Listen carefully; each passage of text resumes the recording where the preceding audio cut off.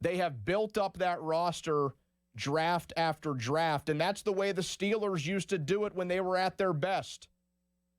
They wanted to build through the draft. Yeah, it's fun to spend money in free agency and make trades. All of that is good. If you want to supplement your team with some key moves like that. But the Seahawks were able to do it. They were able to get rid of their starting quarterback in 2024 and their top wide receiver in 2024 and win a Super Bowl in 2025. They built through the draft, and they have not suffered on the field. They haven't had an embarrassing season. Their worst season in the last 10 years, 7-10. They were 10-7 a year ago. They said, that's not good enough. Trade Geno Smith. Trade DK Metcalf. Let's get more draft picks. Fire the offensive coordinator. We bring in Clint Kubiak. He's one and done. He already has a job with the Raiders. Funny enough, the team that employs Geno Smith, likely not for long, because they are going to draft Fernando Mendoza. But that's what the Seahawks went through last offseason to build and get themselves across the finish line in 2025. And they haven't had to go through a complete rebuild to do it. The Patriots, on the other hand, went the other direction. They had to go through a couple of rough years, a couple of 4-win seasons. They got the 3rd overall pick. They selected Drake May. May showed signs as a rookie, but it was another bad year because that roster was so bad.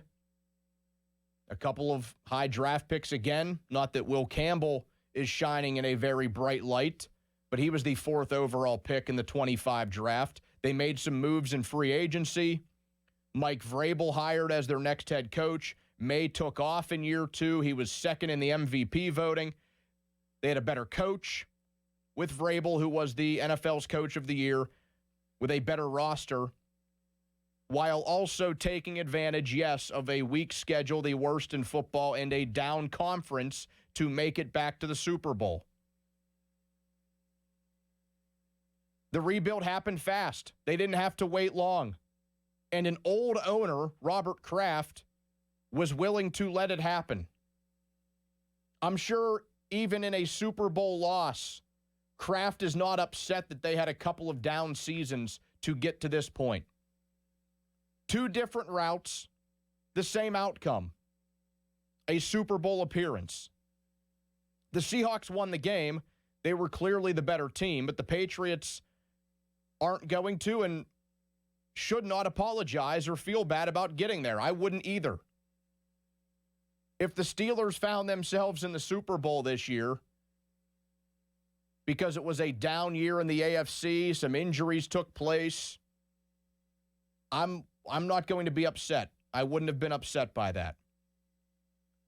But the discourse will now immediately pivot when it comes to the Patriots and the multiple sports talk stations in New England and Boston. They will go to the well of, well, no worries. Drake is young. If they had won the game, he would have been the youngest quarterback in Super Bowl history, youngest winning quarterback in Super Bowl history, passing Big Ben. We will get back there, no worries. Look what we did with Tom Brady and Bill Belichick for 2 decades. Maybe they will, but maybe they won't. 1984, Dan Marino wins the league MVP, puts up the best numbers of any quarterback in league history to that point, and still one of the best seasons of all time. His Dolphins lost in the Super Bowl. But at that time, how much concern was there in Miami? Hey, Dan is in his 2nd season. They'll get back there, no worries. That return never happened. Dan Marino never got back to the big game, and we all know he never won a ring. Joe Burrow and the Bengals a few years back. I think they're another good example. Time isn't totally up on them, but think about it. A run to Super Bowl 56. They lost to the Rams.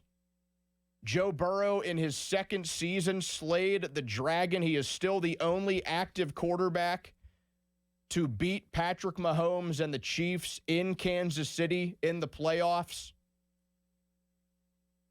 When they lost the Super Bowl, the talk immediately after was, hey, no worries. Burrow is great. Look what he did in Buffalo. Look what he did in Kansas City. He had them on the doorstep of winning the Super Bowl. Jamar Chase, T. Higgins, they're going to be back. They got back to the AFC Championship game the next season, and they were close to topping the Chiefs again, if you recall. But then what? 9-8 in 2023, 9-8 in 2024 after Burrow and Chase put up historic numbers. And then 6-11 in 2025, missing the playoffs in all three seasons. Burrow has battled injuries, but the owner has neglected the offensive line and the defense. And the concern in Cincy is now real. Will they ever get back to that game with Joe Burrow, the guy that ended a near 3-decade-long streak of playoff losing? Josh Allen and the Bills. Lamar Jackson and the Ravens, they still haven't even been to the Super Bowl, even though they are annual favorites and contenders. So the fact is, we really don't know the answer to that question. It is hard to answer it accurately of how close or how far is my favorite team to the Super Bowl. If you had to ask me right now, I wouldn't expect either of the teams that we saw in Super Bowl 60 to be back there again next year. The Chiefs have been back several times.